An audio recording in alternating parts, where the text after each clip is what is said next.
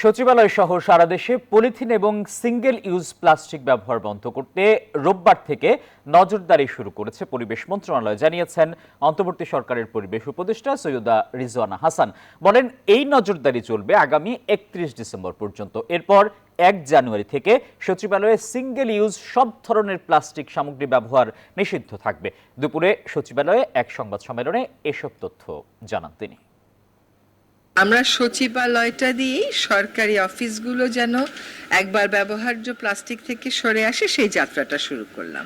এখন মন্ত্রণালয়ের বাইরে থেকেও অনেক ভিজিটাররা আসে, তাদের ক্ষেত্রেও আমরা আজকে গেট থেকে শুরু করেছি এবং তারা যদি কেউ পলিথিন শপিং ব্যাগ নিয়ে আসে আমরা বিকল্প একটা ব্যাগ দিয়ে দিচ্ছি। আজকে থেকে কিন্তু যাত্রাটা শুরু, এই নিষিদ্ধের যাত্রাটা শুরু।